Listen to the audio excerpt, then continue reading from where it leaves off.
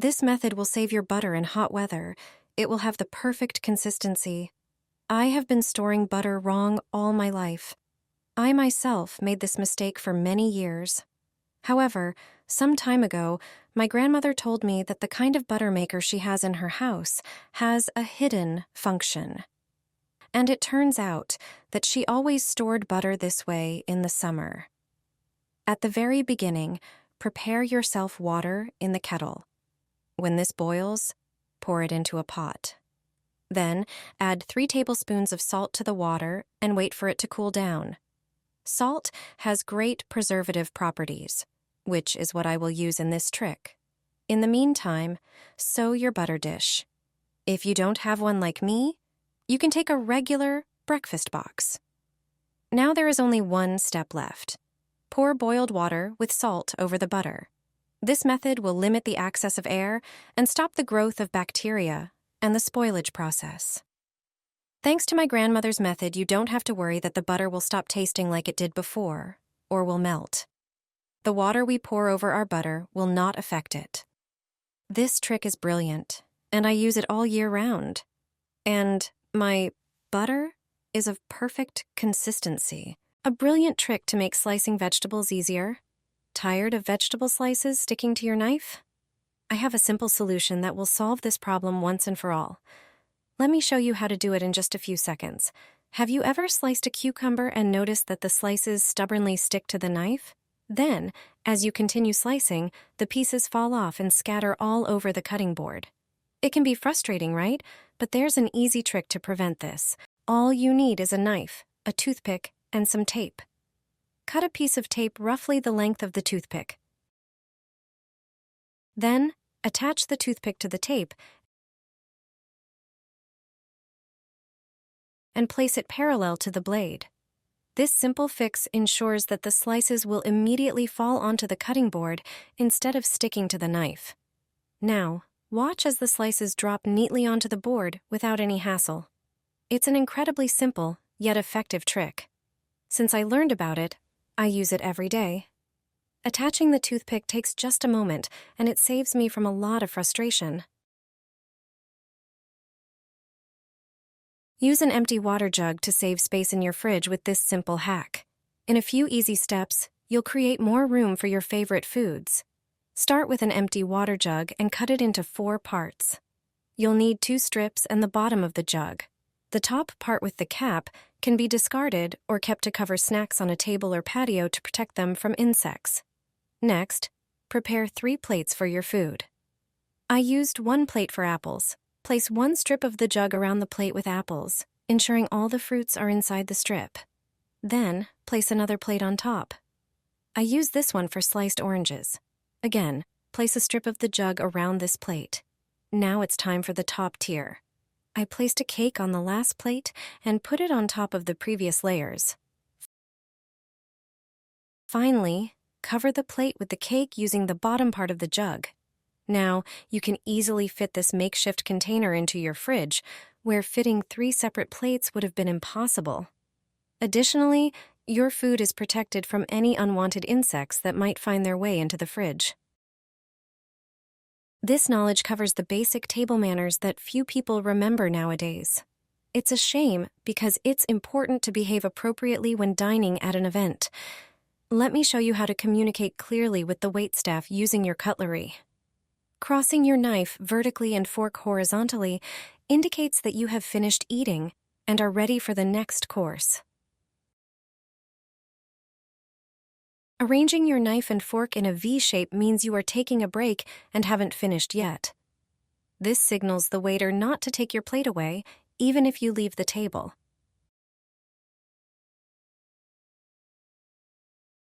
Placing your knife and fork parallel at the 5 o'clock position indicates that you are done eating and the staff can clear your plate. Inserting your knife into the tines of your fork signals that you didn't like the dish. Placing your knife and fork parallel horizontally signifies that you enjoyed the dish, and the waiter can now take your plate. Use these rules in a restaurant, and it will be much easier to communicate with the staff.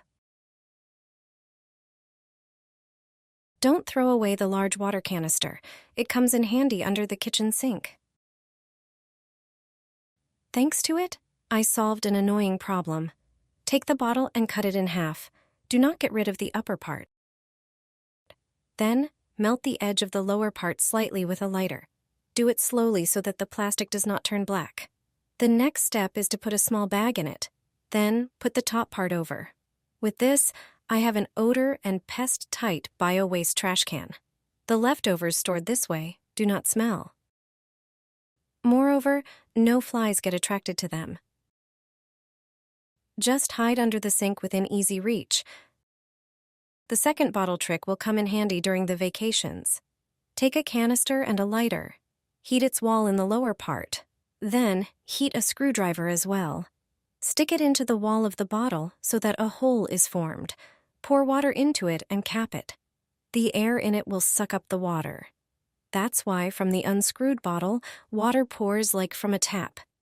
When you tighten the cap, the flow of water stops. This trick is useful in places where there is no access to running water, and you need to wash your hands, for example. A simple canister will effectively replace the tap. An ordinary milk bottle has a hidden use. It can be handy in the kitchen, so it's worth not throwing it away. It turns out that manufacturers, when creating the packaging, did not know that they used materials with hidden properties. This applies to cardboard packages, which are the most popular, as well as those made of plastic. It turns out that both can be used in our kitchen for a completely different purpose. Once we have finished the milk, we should rinse the bottle to remove any residues. Then, using a wallpaper knife, cut off its part. It's about the part of the carton that is right next to the cap. Cut out the packaging precisely, leaving a few centimeters. The most valuable part of the bottle is precisely the cap. The rest of the carton can be thrown away. This preserved part of the packaging will come in handy for organizing the pantry. Any part of any milk carton with a cap can be used in a way that I will show you shortly. Just take an open package of nuts or loose products, unscrew the cap and thread the top part of the package through it, then lay it flat and screw on the cap. Milk bottle caps are larger than standard ones. They are often made of durable plastic, making them perfect for recycling. Instead of spending a fortune on caps, you can make them from milk bottles.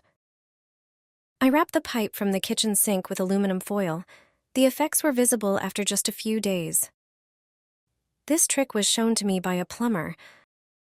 I'm sure you've never heard of this use of tinfoil before. A lot of dirt and grease builds up in the pipes of the kitchen sink. When washing up, food residues get into the pipes. They are responsible for the bad smell from the sink. To wash up, we use warm water, which dissolves the grease. In the drain pipes, it begins to cool down, blocking the flow. It turns out that all you need is ordinary aluminum foil. Tear off a large piece. Then tightly wrap the foil around the pipe with it. Cover the entire surface of the drain pipe with it. It has thermal insulation properties. This will keep the water flowing through it warm longer.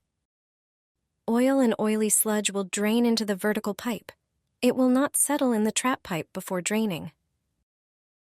I have tested this trick myself, and there is no longer a bad smell coming out of my sink, even after pouring leftovers from the pan.